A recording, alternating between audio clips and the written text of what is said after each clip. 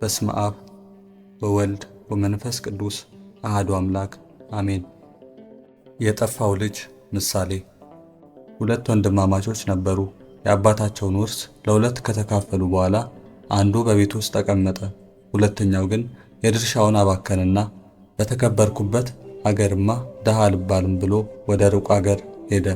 በሉቃስ ወንጌል ምዕራፍ 15 ከቁጥር 11 እንደተጻፈው። እኛ ንቆች ከሆንን ከጥምቀት በኋላ ለሰራነው በደልም ቢሆን ስርየትን እንደምናገኝ ታውቁ ዘንድ ይህን ምሳሌ ልነግራችሁ እወዳለሁ። እንዲህ ብዬ ምነግራችሁ ግን እናንተን ልል ዘሊል ለማድረግ አይደለም። እንዲህ ብዬ መናገሬ ከቀቢጸ ተስፋ እንድትርቁ ነው። ቀቢጸ ተስፋ ከልል ዘሊልነትም የባሱ እጅግ ነገሮችን በእኛ ዘንድ እንዲገኙ ያደርጋልና። ያም ሆነ ይህ አባካኙ ልጅ ከጥምቀት በኋላ በበደል ለሚወድቁ ሰዎች ምሳሌ ነው። ይህ ምሳሌ አንዴ ከተጠመቁ በኋላ በበደል በኃጢአት ለሚወድቁ ሰዎች ምሳሌ እንደሆነ ግልጽ ነው። ምክንያቱም ልጅ ተብሎ ተጠርቷል። ያለ ጥምቀት ደግሞ ልጅነት የለም። በተጨማሪም በቤተሰቡ ቤት ይኖር ነበር። ከቤተሰቦቹ ሀብትና ንብረትም ተካፋይ ሆኗል። ከልጅነት በፊት የቤተሰብን ሀብት ለመውረስ ማንም ሰው መብት የለውም። ስለዚህ በእነዚህ ነገሮች አንጻር እየነገረን ያለው ስለኛ ስለ ምዕመናን ነው። አባካኙ ልጅ ላልጠፋው ልጅ ወንድሙ ነበር። በመንፈሳዊ ልጅነት ካልሆነ በቀርም ወንድሙ መሆን አይቻለውም ነበር። እናስ ያ ወደ ክፉ አዘቅት የወደቀው ልጅ የተናገረው ምን ብሎ ነው? ተነስቼም ወደ አባቴ ቤት ሄዳለሁ። በሉቃስ ወንጌል ምዕራፍ 15 ከቁጥር 18። ልጁ ወደ ሌላ ሀገር መሄድ ሲፈልግ አባቱ አልከለከለውም ነበር። ይኸውም በቤት ውስጥ ሳለ ከአባቱ ዘንድ ያገኘው የነበረ ጥቅም እንደምን የበዛ እንደነበር እንዲያውቅ ነው። እግዚአብሔር በቃል የሚያስተምራቸውን ትምህርት ላልተቀበሉት ሰዎች ብዙውን ጊዜ መከራ እንዲያስተምራቸው ይፈቅዳል። ይኸውም በእስራኤላውያን ዘንድ እንደሆነው ነው። ስፍር ቁጥር የሌለውን ትምህርት በነቢያቱ እያደረ ሲያስተምራቸው አልተቀበሉትም ነበር። በመከራ ሊያስተምራቸው ወዶ ግን እንዲህ ብሏቸዋል። ክፋትሽ ይገስጽሻል፣ ክዳትሽም ይዘልፍሻል። ትንቢተ ኤርምያስ ምዕራፍ 2 ከቁጥር 19። እግዚአብሔር ቃሉን ከመፈጸሙ በፊትም ቢሆን ታማኝ እንደሆነ ማወቅ ይገባቸው ነበርና፣ በመሆኑም የእግዚአብሔርን ትእዛዝና ምክር ለመቀበል ግዴለሾች ሆነው ስለተገኙ እግዚአብሔር ደግሞ የክፋት እንዳያሸንፋቸው ይፈልግ ስለነበር መልሰው ወደ እሱ ይመጡ ዘንድ ከመከራ እንዲማሩ ያደርግ ነበር። በዚህም እንደገና ወደ ራሱ ይመልሳቸው ነበር።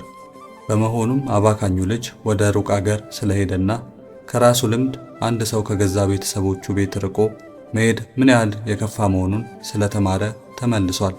አባቱም እጁን ዘርግቶ ተቀበለው እንጂ ከዚህ በፊት የበደለውን በደል አላስታወሰበትም። ለምን? ጥንቱንም አባት እንጂ ዳኛ አልነበረምና። እንዲህም በመሆኑ ልጅ ሲመለስ ዘፈን ተደርጓል፣ የሰባ ፍሪዳ ታርዷል፣ ግብዣ ተዘጋጅቶለታል። መላው ቤት በፍስሐና ባሴት ተሞልቷል። ከእናንተ መካከል ምን እያልክ ነው? የበደል ደሞዙ ይህ ነውን? ብሎ የሚጠይቅ ሰው ሊኖር ይችላል። እኔም እንዲህ ብዬ መልስለታለሁ። ሰው ሆይ ይህ በዓል የበዓል ደሞዝ አይደለም፣ የመመለስ ደሞዝ ነው እንጂ። የኃጢአት ደሞዝ አይደለም፣ የንስሐ ደሞዝ ነው እንጂ። የክፋት ደሞዝ አይደለም፣ መልካም ለመሆን የመለወጥ ደሞዝ ነው እንጂ። ከዚህም በላይ እነዚህ ነገሮች በመደረጋቸው ምክንያት ታላቁ ልጅ ተቆጥቶ ነበር። አባቱ ግን ቀስ ብሎ አንተ ሁል ጊዜ ከኔ ጋር ነህ፣ ለእኔም የሆነው ሁሉ ያንተ ነው። ዳሩ ግን ይህ ወንድምህ ሞቶ ነበር፣ ጠፍቶም ነበር፣ ስለተገኘ ደስ እንዲለን ፍስሐም እንድናደርግ ይገባናል ብሎ አሳምኖታል። አባትየው እንዲህ ብሎ የተናገረው አሁን አባካኙ ልጅ የሚድንበት ትክክለኛው ጊዜ ነው። አሁን እሱን ምንከስበት ሰዓት አይደለም። ጥቃቅን ነገሮችን የምንመረምርበት ጊዜ አይደለም። ይልቁንስ አሁን ቸርነትን የምናደርግበት ይቅርም የምንልበት ነው ሲል ነው። ለአንድ ሕመምተኛ ሰው ከስቃዩ እንዲድንና ከሕመሙ እንዲፈወስ ብሎ መድኃኒትን ላለመስጠት የሚያመነታ ሐኪም የለም። ምንም እንኳን የጠፋውን ልጅ መቅጣት ተገቢ የነበረ ቢሆንም በሩቅ አገር መኖሩ በራሱ ግን ለራሱ ቅጣት ነበር። ያም ሆነ ይህ ልጁ ለብዙ ጊዜያት ከኛ ተለይቶ ነበር። እስከ መጨረሻው ድረስ ከራብ ከአሳርና ከዚህ ከባሱ ክፉ ነገሮች ጋር ተጋድሏል። እንዲህ ስለሆነ አባትየው ጠፍቶ ነበር ተገኘ፣ ሞቶም ነበር ሕያው ሆነ አለ። እንዲህ ሲል ነው፣ አግኝቶት የነበረውን መከራ አስብ እንጂ አሁን ያለውን አኳኋኑን አትመልከት። እያየህ ያለው ወንድምህን እንጂ ባዳን አይደለም።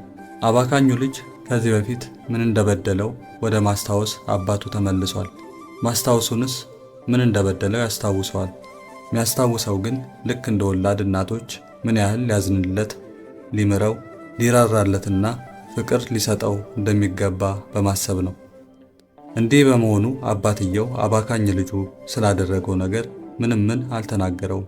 ከዚህ ይልቅ ልጁ በባዕድ አገር ስላገኘው ስቃይ ብቻ እያሰበ ያዝንለት ነበር። ልጁ ሀብት ንብረቱን ስለማባከኑ አላስታወሰበትም። ከዚህ ይልቅ በእልፍ ወትእልፊት ክፋቶች ወድቆ እንደነበር ያስብ ነበር። የጠፋውንም በግ ከሕሊናት በሚርቅ ትጋት እንደዚህ ይፈልገው ነበር። ምክንያቱም በአባካኙ ልጅ ምሳሌ ልጁ ራሱ ተመልሷል። በጠፋው በግ ምሳሌ ግን እረኛው ራሱ በጉን ፍለጋ ወጥቷል። ባገኘው ጊዜም በትከሻው ተሸክሞ መልሶታል። ካልጠፉት በጎች ይልቅም በተገኘው በግ እጅግ ደስ ተሰኝቷል። ጠፍቶ የነበረውን በግ እንዴት ይዞት እንደተመለሰም በደንብ አስተውሉ። ምክንያቱም በበትር አልመታውም፣ ከዚህ ይልቅ አነሳው፣ በትከሻውም ተሸከመው፣ ወደ መንጋውም ቀላቀለው እንጂ። እነዚህን ነገሮች ጌታችን ክርስቶስ ፊታቸውን ከእርሱ ካዞሩት የሰው ልጆች ፊቱን እንዳላዞረ፣ እንዲያውም ከተመለሱት ባልተናነሰ ደስ ብሎት የሚቀበላቸው መሆኑን፣ የማይፈርድባቸው ብቻ ሳይሆን ካልጠፉት ይልቅ ጠፍተው የነበሩትን ፈልጎ ሲያገኛቸው እጅግ ደስ እንደሚሰኝ የሚያስረዱ ናቸው። ስለዚህ እነዚህ ነገሮችን በማወቅ ምንም ያህል በበደል አረንቋ ውስጥ ብንሆንም እንኳን ተነስተን ወደ አባታችን ቤት እንሂድ እንጂ በፍጹም ተስፋ ልንቆርጥ አይገባንም። በቤት ውስጥ ያለን ከሆንም እንደ ታላቁ ልጅ ልንዳፈር አይገባንም።